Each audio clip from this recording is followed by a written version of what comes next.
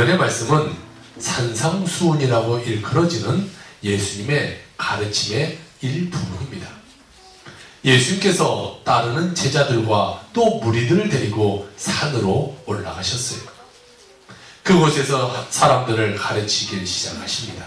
그런데 예수님이 이 무리들에게 가르치는 것이 세상적인 차원의 것을 가르치는 것이 아니라 하늘의 것을 예수님이 가르치기 시작했어요. 다시 말해 우리가 일반적으로 생각하고 있는 그것을 예수님이 말씀하지 않고 우리와 전혀 다른 차원의 것을 예수님이 지금 말씀하고 있다는 거예요. 또한 오늘 말씀에서 예수님은 사랑이 무엇인지에 대해서 우리에게 말씀해주고 있어요. 세상에는요 사랑에 대한 무수한 이야기들이 많아요. 뭐 세상의 노래 가사들을 보세요. 대부분이 이 사랑에 대한 이야기입니다.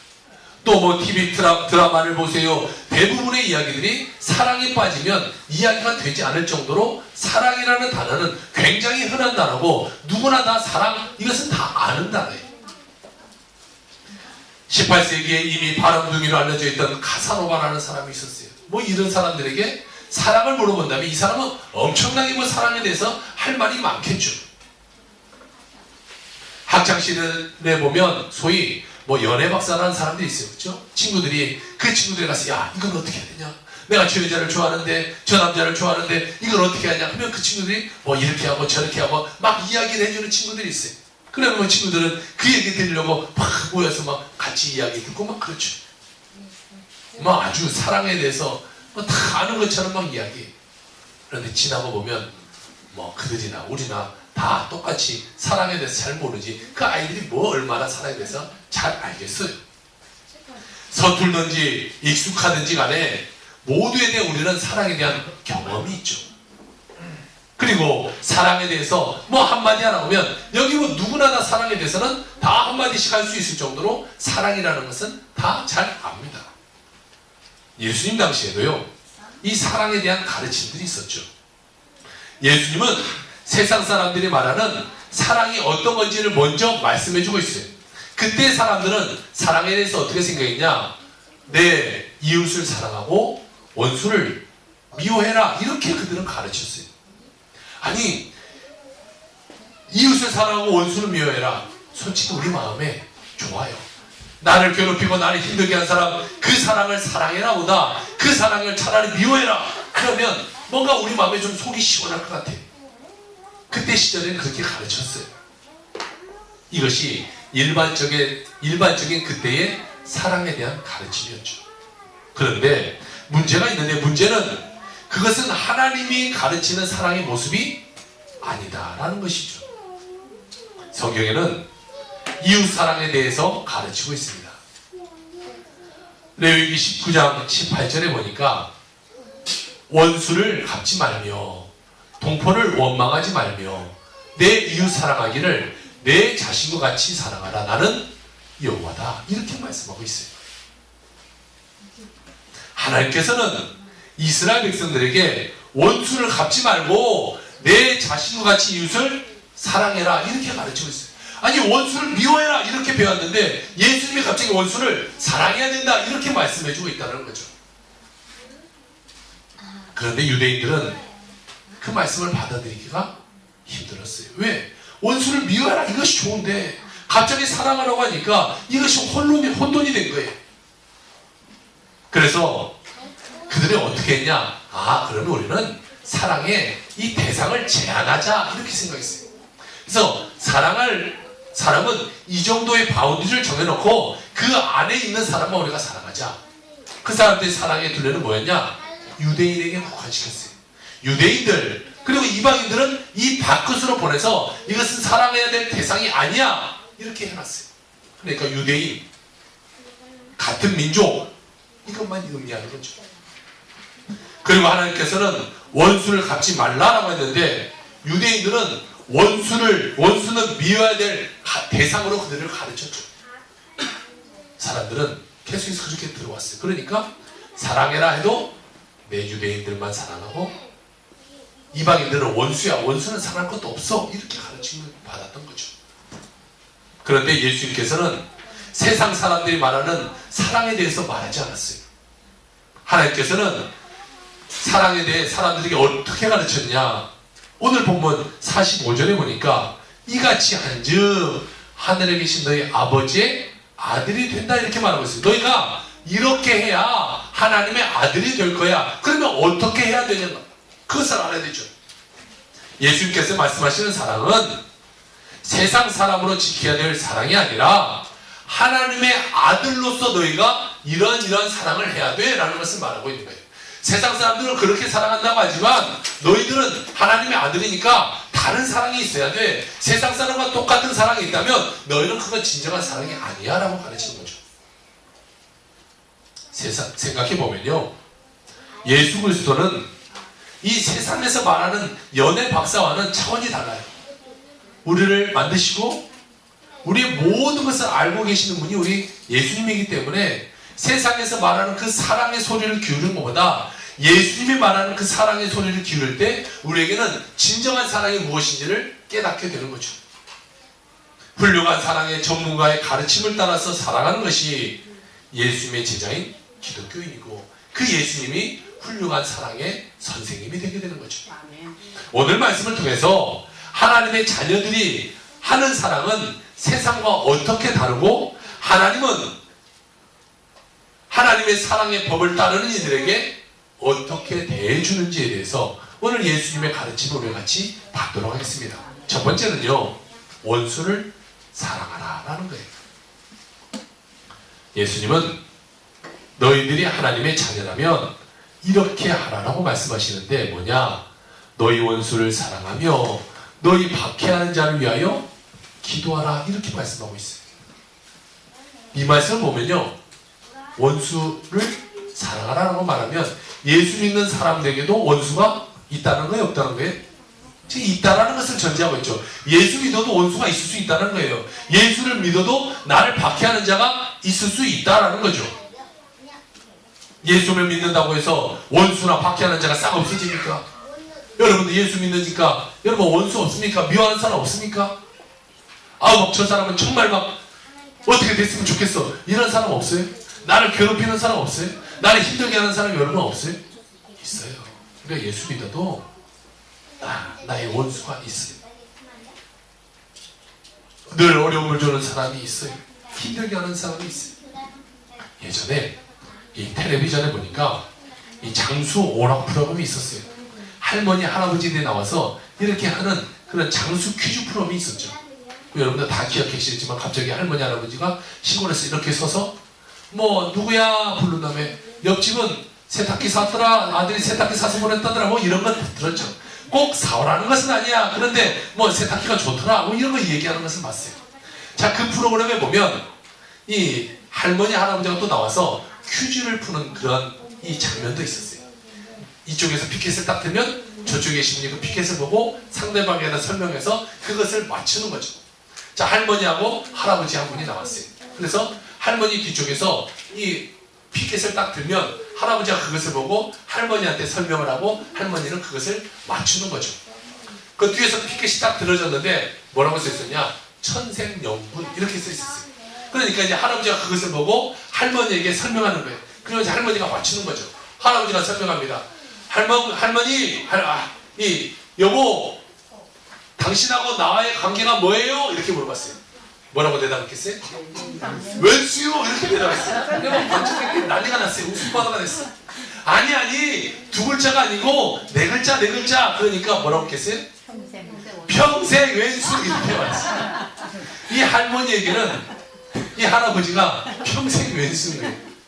늘 자기를 힘들게 하고 늘 어렵게 하는 거죠. 여러분 우리의 원수는 가까이 있어요? 멀리 있어요? 네, 가까이 있어요. 옆에는 보세요. 나의 원수가 될 수가 있어요. 늘 원수는 가까이 있어. 나를 힘들게 하고 나를 괴롭히게 하고 나를 정말 원망스럽게 만들고 이 사람은 멀리 있잖아. 늘 나에게 가까이 있어요. 가까이 있는 사람이 나를 힘들게 해요.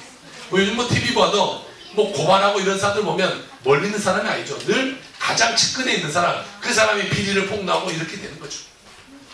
가장 가까이 있는 사람이 나를 힘들게 하고 나를 어렵게 만들어요. 어느 시대나 어느 세대나 원수는 있기 마련이죠. 늘 나를 힘들게 하는 사람이 있어요. 그리고 그러한 사람들에게 미워하고 복수할 대상으로 여겼던 것이 일반적인 우리의 생각이. 말하자면 눈은 눈으로 이는 이로 갚는다 이거죠. 어떻게 보면 자신이 받은 대로 대해주는 것이 뭐 좀 정당해 보이기도 해요. 나를 괴롭혀서 똑같이 괴롭히는 거죠. 나를 힘들게 해서 똑같이 힘들게 하는 거예요. 예전에 이 어머니들은 다 참고 살았었어요. 그러니까 남편들이 괴롭히고 남편이 힘들게 해도 그냥 아이고 이것이 내 발자지 그러고 그냥 다 참고 사셨어요. 근데 요즘 젊은 사람들 참고 살아요? 안 살아요? 요즘 젊은 사람들은 안 살아요. 남편이 괴롭혀요? 그러면 어떻게 해요? 남편이 괴롭히면 똑같이 네가 나를 괴롭혀 나도 너를 괴롭혀. 남편이 막 술 먹고 늦게 왔어요. 그러면 어떻게 해요? 요즘 여자들은 같이 막 술 먹고 너 술 먹어 너만 술 먹냐? 나도 술 먹어. 같이 술 먹고 너만 바람 펴? 나도 바람 펴. 같이 막 바람 피고. 요즘 여자들은 참지 않아요. 같이 해요. 같이. 요즘의 남자들은요 많이 맞고 산다고 그래요. 그렇죠? 여자들이 강해졌어요. 그러니까 남자들이 잘해야 돼요.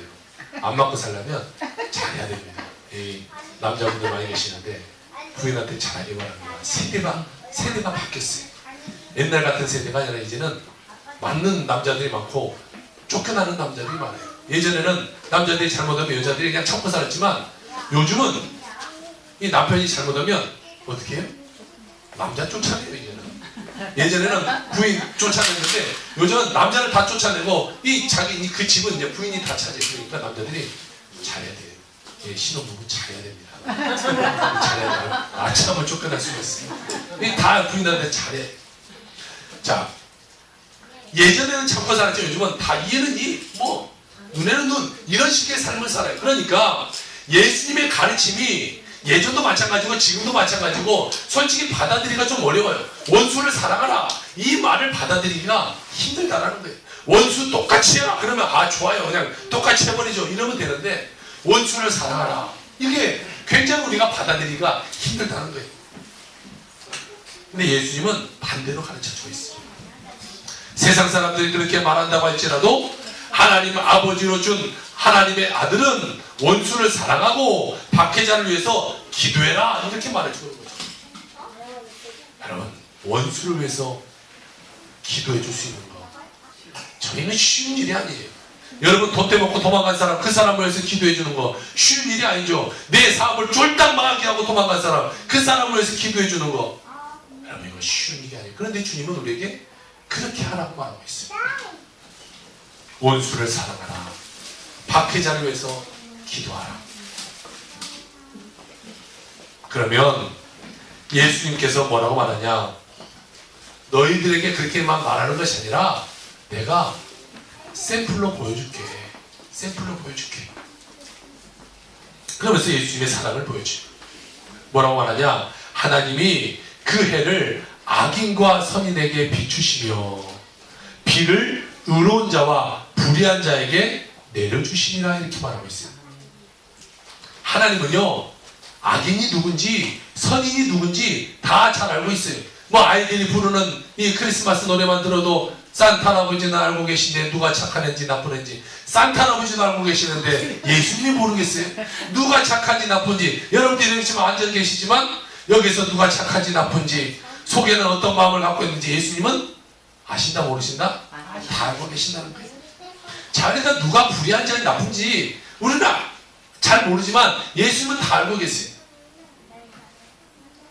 그래서는 하나님의 사랑의 법을 따라 사는 이들에게 어떻게 대해주는지 이 오늘 본문의 말씀을 보면 모든 자에게 똑같이 해를 비춰주고 똑같이 비를 내려주신다 라고 말씀하고 있어요. 불의한 자도 착한 자도 똑같이 햇빛 주고 똑같이 비 내려준다는 거예요. 만약에 하나님이 너는 불의해 그러니까 너는 오늘부터 햇빛을 받지 마 라고 하면 우리는 다 비타민 D가 부족해서 다 죽겠죠. 너희들은 비를 받지 마. 만약에 농사를 짓는데 예수 믿는 사람만 막 비가 막 착각 와서 농사가 잘 되고 예수 믿지 않는 바로 옆에 있는 너는 비가 하나도 안 와가지고 이 농사가 쫄딱 망하고 그러면 좋겠어요 안 좋겠어요? 솔직히 인간적인 마음으로는 좋겠어요, 안 좋겠어요? 내가 예수 믿으면 나 막 잘 되고 내 옆에 사람이 예수 믿으면 쫄딱 망해버리고 이러면 솔직한 심정으로는 좀 좋을 것 같아요. 그러면 예수 안 믿는 사람들 막 예수 믿게 되고 막 그들이 예수 안 믿으면 안 되구나 이렇게 해야 될 것 같은데, 하나님의 사랑은 모든 사람에게 평등하다는 거예요. 똑같이 불의한 자도 비가 내리고 불의한 자도 햇볕 내려주고 불의한 자에게도 똑같이 산소 마시게 해주고, 하나님은 우리에게 공평하게 해주신다는 거예요. 하나님은 사람들을 사랑하고 은혜 베풀어줄 대상으로 삼으셨다는 거예요. 우리가 예수님께 잘못해서 예수님께 불의해서 예수님을 십자가에 못 박혀 죽였지만 그럼에도 불구하고 하나님 우리를 사랑의 대상으로 삼으셨다는 거죠. 아멘. 그런데 이 말씀을 들을 때 깨닫게 되는 것이 하나가 있어요. 하나님 보시기에 악인이고 불의한 자가 누구다? 나다. 내가 악인이다. 내가 불의한 자다는 것을 우리가 알 수가 있어요. 하나님께서 선하고 의로운 사람만 사랑하고 그 사람에게 은혜만 베풀어 주신다면 우리는 은혜 받아요, 못 받아요? 못 받아요. 우리 다 죄악 속에 살잖아요. 다 우리가 불의하게 살잖아요. 아니 뭐 옛날 그 이야기할 것도 없어요. 한 주간에 여러분의 삶만을 한번 돌아보세요. 죄 안 지고 한다. 나는 너무 경건하게 살려왔어요. 사순절 기간이라 내가 정말 하나님만을 생각하고 하나님만을 전하고 내가 말씀 가운데 가면서 살았어요. 나는 죄 하나도 짓지 않고 살았어요 라고 생각하시면 손 들어보세요. 어린이들 간식 줄 수 있는 그 간식을 같이 나눠드리는 것 같아요. 없어요. 우리가 하나님의 은혜 받을 자격 없어요. 그런 사람에게만 하나님이 축복해 준다면요, 우리 여기 앉아있는 자 저 포함 모두 다 은혜 받을 수 없어요. 우리는 다 하나님의 은혜 밖에 갈 수밖에 없죠. 그러기에 원수를 사랑하고 그를 위해 기도한다. 이것은요, 다른 사람을 위해서 하는 것이 아니라 나 자신을 위해서 하는 거예요. 나 자신을 위해서 기도하는 거고 나 자신을 위해서 헌신하는 것이 되는 것이죠. 우리는 때때로 어렵고 선한 사람이 그 사람이 사랑받을 자격이 있어 라고 생각합니다. 그리고 악한 자는 불의와 증오와 그 사람들이 정말 잘못돼야 돼, 문제를 당해야 돼 생각하게 되죠. 그런데 하나님께서는 그들에게도 똑같이 은혜를 베푸신다는 거예요. 하나님의 자녀의 모습이 하나님의 은혜 가운데 다 거하게 된다는 거죠. 하나님의 자녀된 성도들은 하나님처럼 그렇게 사랑해야 된다라고 우리에게 가르쳐주고 계십니다. 두 번째로는 우리에게 용서하라라고 말해주고 있어요. 원수를 사랑하고 박해하는 사람을 위해서 기도하기 위해 필요한 과정이 있는데, 그것은 기도하려면 먼저 용서해야 한다는 거죠. 용서하지 못하면 그 사람을 절대적으로 기도할 수가 없어요. 내가 이 사람을 막 미워하고 증오해요. 근데 그 사람에서 기도할 수 있어요? 기도가 안 나오죠.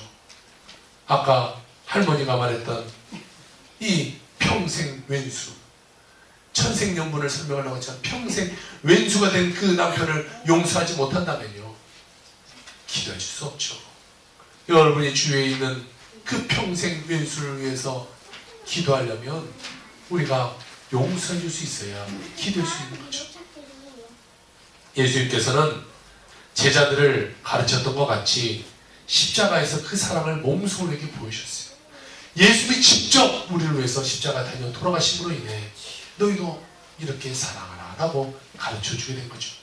누가복음 23장 34절에 보니까 이에 예수께서 이르시되 아버지 저들을 사하여 주옵소서 자기들이 하는 것을 알지 못함이니이다 하시더라라고 말씀하고 있습니다. 예수님은 자신을 저주하고 자신을 박해하는 사람들을 사랑하고 그들을 위해서 기도하셨어요. 여러분, 사실 말이라 그렇지 지금 내 손에 못 받고 있고 내 발에 못 받고 있고 참으로 내 가슴을 찌르고 있는 그 사람들에서 기도해 줄 수 있다. 이건 정말 엄청 고차원적인 사랑이죠. 우리가 이런 사랑을 나누기는 사실 쉽지 않어요. 모습커녕요. 누가 옆 사람이 여러분 이 뺨이라도 한 대 때려보세요. 그들 위해서 기도해 주라. 솔직히 쉽지가 않아요. 솔직히 쉽지가 않아요. 남편이 잘못했어요. 큰 문제를 일으켰어요. 그런데 그걸 용서하고 기도해 주라. 이게 쉽지가 않죠. 어려운 일이에요. 그런데 예수님은 나를 지금 죽이고 있는 그 사람을 위해서 하나님, 저들이 몰라서 그러는 거니까 저들 죄하지 마세요. 저들 용서해 주세요. 라고 기도하고 있는 거예요. 그 일로 인해 예수님은 하나님의 아들인 것을 우리에게 확증해 주죠.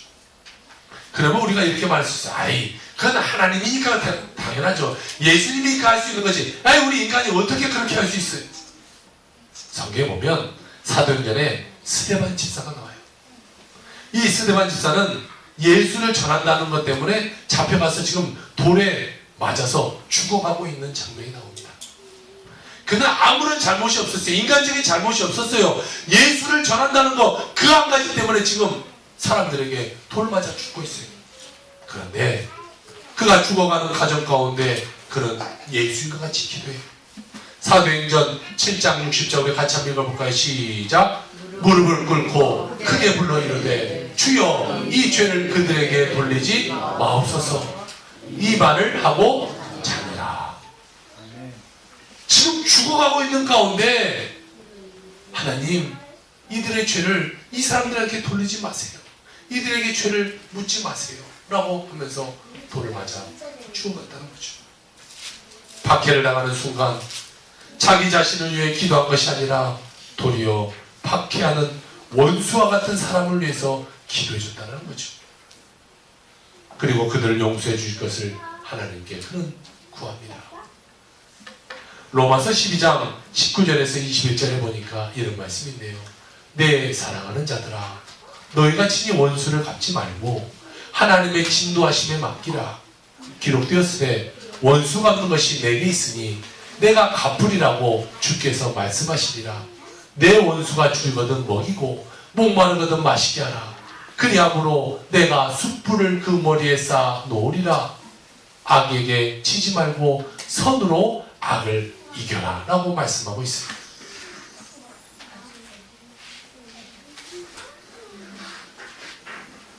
우리는 악에게 져서는 안 돼요. 악은 선으로 이겨야 되는 거죠. 여기에 등불을 끄면요, 금세 어둠이 찾아오죠. 그런데 불을 딱 밝히면 순간 어둠은 떠나가게 돼 있어요. 악한 것이 자리 잡아요. 그러나 예수님이 다가오고 선한 것이 다가오면요, 악한 것은 금세 없어져 버리게 되는 거죠. 어떠한 부부가 있었어요. 그런데 이 부부는요, 사이가 별로 좋지 않았어요. 아내 혼자 교회를 다니고 이 남편은 교회를 다니지 않아요. 그렇다고 이 부인이 남편을 잘해주냐? 남편에게 잘하지 않았던 이 부인이 뭐 늘 그러다 보니까 늘 가정에는 불안이 있고 늘 싸움이 있고 늘 뭐 좋지 못한 소리가 오가요. 서로 좋지 못한 감정으로 살아가니까 한 집에 살고 있어도 뭐 그냥 남처럼 이렇게 삶을 살아갑니다. 그런데 어느 날 주일날 교회에 아내가 다녀왔어요. 그리고는 이 아내가 갑자기 태도가 바뀐 거예요. 남편에게 엄청 잘해요. 막 갑자기 막 이 물을 떠와서 발을 내놓으라면서 뭐 발을 씻겨주고, 뭐 남편에게 맛있는 반찬도 해주고, 막 말도 그냥 이렇게 뒤에 소리 내면서 이렇게 막 말을 하고, 뭔가 이 부인이 달라졌어요. 이상하다. 이 부인이 왜 그럴까? 그런데 하루 이틀 계속 이 여자가 잘하는 거예요. 한편은 남편은 부인이 갑자기 잘해주면 마음이 어때? 좋지도 않지만 또 뭐 어떻게? 역시 뭔가 내가 뭐 잘못했나 불안하기도 해요. 근데 여인이 계속 잘해요. 그러면서 생각해보니까 이 여인이 교회를 갔다 오더만 갑자기 아내가 잘하는 것을 보면서 역시 교회를 다녀오면 뭔가 달라지는구나. 그러면서 이 남편이 이 가정에 행복이 찾아오자 목사님을 찾아갔어요. 목사님 덕분에 우리 가정에 행복이 찾아왔습니다. 내 마누라가 너무 달라져서 너무 나에게 잘합니다. 행복합니다. 너무 감사합니다. 그런데 목사님, 지난주에 목사님이 도대체 무슨 설교를 했길래 내 부인이 이렇게 달라졌습니까? 라고 말했어요. 목사님이 굉장히 난처한 이 표정을 지으면서 원수를 사랑하라라는 설교를 했는데 이렇게 말해요. 그러니까 그 부인은 원수를 사랑하라는 그 말을 듣고 남편에게 엄청 잘했던 거죠. 예화이긴 하지만 아내가 하나님의 말씀에 순종해서 이 불화했던 남편을 사랑하는 것은 정말로 칭찬할 만하죠. 그런데 예수님은 진짜로 그들에게 하나님의 상이 있다 이렇게 말씀해 주고 있어요. 46절을 봅시다. 예수님은 자신을 사랑하는 자를 사랑하면 무슨 상이 있겠느냐 오늘 본문에 이렇게 말하고 있어요. 그러니까 원수와 박해하는 자를 사랑하며 그들을 위해서 기도하는 것은 하나님께 상을 받을 만하다. 그렇게 하면 하나님께서 상을 주시겠다라고 이야기하고 있는 것이죠. 하나님께서 상을 주신다는 건요, 그만큼 어렵고 힘든 일을 잘 해냈기 때문에 주시는 거죠. 하나님도 원수를 사랑하는 것이 얼마나 힘든 일임을 잘 알고 계세요. 그러기에 하나님은 상을 주시게 되는 거죠. 그런데 사랑한다고 하지만 상을 받지 못할 사람도 있어 라고 말하고 있어요. 자, 사랑을 하는데 이렇게 사랑하면 상을 받고 이런 사랑을 하면 상을 받지 못해 라고 말하는 거죠. 그러면 잘못된 사랑의 법이 뭐냐? 그것은 세리와 이방인처럼 사랑해서는 너희들은 상을 받지 못한다 라고 말하고 있어요. 자, 세리와 이방인은 자기를 사랑하는 사람은 사랑하고 자기를 사랑하지 않는 사람은 사랑하지 않는 사람으로 비유하죠. 그때의 세리라는 사람은요, 이 이스라엘 백성들에게는 매국노와 같은 사람이었어요. 또 이 개처럼 취급하는 사람이었어요. 그러니까 이 세리와 같다 이렇게 말하는 것이 가장 치욕스러운 이야기였어요. 그런데 너희가 그렇게 사랑하면 그것은 세리와 같은 거야 이렇게 말씀하고 있는 거예요.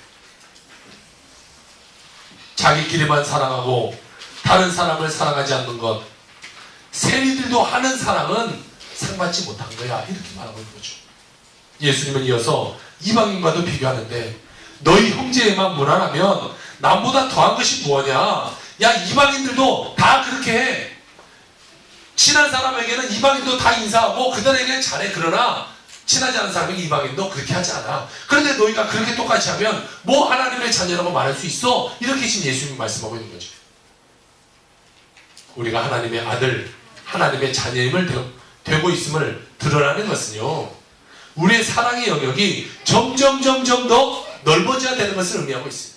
나는 이렇게 사랑할 거야. 나에게 원수된 사람, 나를 힘들게 한 사람, 나를 어렵게 한 사람, 그 사람을 사랑하지 않을 거야. 딱 경계를 두는 것이 아니라 내가 예수 믿음으로 해서 사랑의 경계가 점점 더 넓어져야 되는 거죠. 전에는 사랑하지 못하고 미워했던 사람을 이제 사랑하게 되는 거예요. 사랑스러워져 가는 거죠. 전에는 마음에 불편한 사람을 보면 에휴, 저 사람 보기 싫어. 피해. 뭐 우리 교회는 그런 사람이 없지만 전에 다른 교회를 보면 교회 안에서도 좀 관계가 좋지 못한 사람들이 있어요. 아유, 저번 사람 봤으면 좋겠는데. 뭔가 그냥 예전에 좋지 못한 말투로 인해서 그냥 서로 쌩 하고 가고 서로 말도 안 하고 서로 그냥 얼굴도 안 보고 뭐 이런 관계가 있는 사람들이 있어요. 그런데 내가 그런 관계 속에 있다고 할지라도 이제는 먼저 다가가는 거죠. 권사님, 집사님, 그때 내가 잘못했어. 내가 미안해요. 용서해 주세요. 내가 집사를 위해서 기도할게요. 이렇게 한마디 하면 사랑하고 품을 수 있는 그런 모습으로 변화되는 거죠.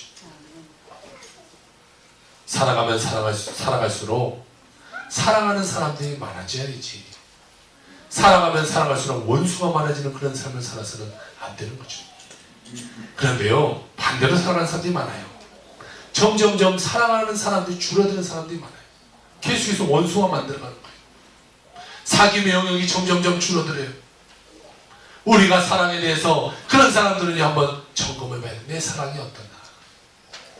하나님께서는 상을 주시면서까지 서로 사랑의 영역을 넓혀가라. 그러면 그렇게 사랑하는 사람을 내가 상 줄게 주님 우리에게 말해주고 있는 거예요. 그러니까 하나님이 상을 주어서 우리가 사랑의 영역이 점점 넓어져 가기를 원하시는 것이 하나님이라는 거죠.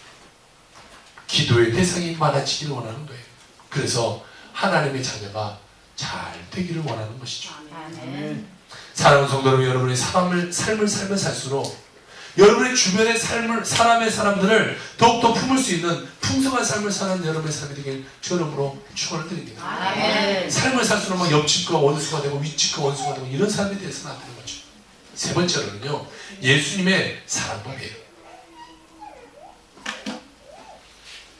사랑에 대해서 이 가르침을 마치면서 예수님 뭐라고 하냐? 너희 아버지의 온전하신 것 같이 너희도 온전해라. 이렇게 말씀하고 있어요. 예수님이 몸소 보여주는 거예요. 내가 이렇게 보여줬으니까 너희도 그렇게 해. 이렇게 말하는 거죠. 사실요, 예수님이 우리에게 그렇게 보여주지 않아도 돼요. 예수님이 우리에게 그렇게 보여줄 이유도 없어요. 예수님이 십자가에 달려 돌아가신 이유가 없어요. 예수님은 아무 죄도 없기 때문에 고통당하지 않으셔도 너희들 똑바로 살아. 그래도 우리가 살아야 되죠. 그런데 우리가 그렇게 살아야 될 것을 예수님이 직접 보여주면서 너희들 이렇게 살아야 돼 라는 것을 보여주게 되는 거죠. 직접 보여주시는 거예요. 사람은요, 온전하지가 않아요. 우리 모두는요, 다 온전함이 없어요. 다 문제 가운데 살아요. 다 이 실수하고요, 범죄한 가운데 우리는 살아가게 되는 거죠. 뭐 조금의 차이는 있을 수 있겠네요. 그러나 우리 모두 다 죄인임은 다 한 가지죠. 불완전하고 한계가 있는 존재입니다. 그런데 예수님께서는 그 존재의 한계를 넘어서 하나님의 온전한 성품으로 나아가기를 원하고 계시는 거예요. 내가 죄악 속에 살고 있지만, 내 3차원적인 세계에 살고 있지만, 너희는 그 삶 가운데 그 생각으로 사는 것이 아니라 그 속에 살고 있지만 하나님의 생각으로 너희가 이 세상을 변화시켜내는 사람이 되어야 돼 라고 주님은 말씀하고 있는 거죠. 그리고 하나님의 온전하심은 하나님의 사랑에 나타나서 우리에게 보여주게 됩니다. 요한일서 4장 7절, 하나님은 사랑이시다 이렇게 말하고 있어요. 로마서 5장 8절, 우리가 아직 죄인 되었을 때에 그리스도께서 우리를 위하여 죽으심으로 하나님께서 우리에 대한 자기의 사랑을 확증하셨다 이렇게 말씀하고 있네요. 하나님의 온전하신 사랑은 예수 그리스도의 죽으심으로 나타나죠. 우리를 위해서 대신 죽으시는 그 사랑이 하나님의 진정한 사랑이 되는 것이죠. 아멘. 사랑의 온전한 모습은 내 자신을 헌신하고 내가 죽을 때 온전한 사랑이 되는 거죠.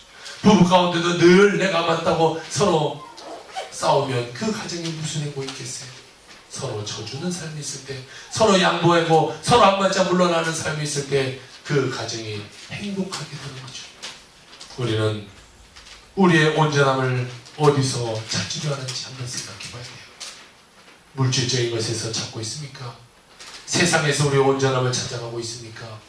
나의 가진 것 가운데, 나의 지식, 나의 학식, 세상적인 나의 지위, 그 가운데 나를 찾고 있습니까? 나의 재능과 능력을 자랑한다면 내가 완벽한 사람이라고 드러낼 수 있을 겁니다. 내가 당신보다 모든 면에서 우월하며 그 온전함을 드러내려고 하며 인생을 살아갈지도 모릅니다. 내가 더 높다고 다른 사람 다 업신여기면서 인생을 살아갈 것입니다. 그런데 오늘 하나님의 온전하심은요, 사랑에서 이루어짐을 말씀하고 있어요. 다른 일을 위해서 헌신하는 사랑. 그리고 그 모습을 통해서 하나님이 하신 온전한 성품을 따라 살아가는 것이 우리가 오늘 살아가야 되는 사랑의 모습이라고 말씀하고 있는 것입니다. 오늘 이 땅의 세상적인 사랑으로 세상이 어지러울 때 우리가 하나님을 닮아가는 하나님의 자녀로 이 세상 가운데 빛이 되고 소금이 되어야 될 것입니다. 아멘. 세상 사람들의 중요한 주제 가운데 하나가 사랑이죠. 사랑을 소재로 하지 않는 이야기가 없을 정도로 만연에 다 사랑을 이야기합니다. 그래서 흔한 주제가 사랑이죠. 모든 사람이 그 사랑에 대해서 경험하고 전문가처럼 다 말합니다. 그런데 예수님은 다른 사람의 사랑이 아니라 하나님의 자녀로서의 사랑에 대해서 말씀해주고 있는 것이죠.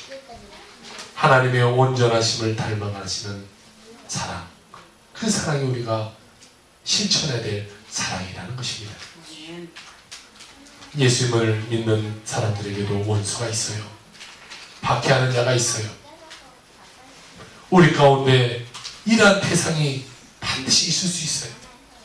그런데 그러한 이들을 통해서 하나님께로 우리가 경험케 하시는 것은 그들을 사랑하고 그들을 위해서 기도하고 하나님의 자녀로 더욱 되어지기를 원하고 계시는 것이 하나님의 마음인 것입니다. 아멘. 그리고 쉬운 사랑이 아니라 그 어려운 사랑을 해냈으니 하나님이 또한 그 사랑 가운데 상급을 내어 주시겠다라고 말씀하고 있는 것입니다. 사랑하는 성도 여러분, 주의 이름으로 부탁합니다. 시간이 지나면서 더욱더 많은 사람을 사랑하길 바랍니다. 아멘. 시간이 지날수록 내 주변에 사랑하는 사람들이 줄어들고 외로워지는 삶이 아니라 시간이 지날수록 더욱더 많은 사람을 사랑하며 그를 위해서 기도해 줄 수 있는 여러분의 삶이 되길 주의 이름으로 부탁을 드립니다. 아멘. 그래서 하나님의 사랑을 드러내고 우리 자신 또한 하나님의 온전하심을 닮아 예수님이 우리에게 보여주셨던 것처럼 세상에 여러분도 헌신하고 세상 가운데 여러분을 죽여내 여러분의 삶이 더욱더 풍성해지는 여러분의 삶이 되기를, 그리고 이 이동탄이 되기를 주의 이름으로 부탁합니다. 아멘.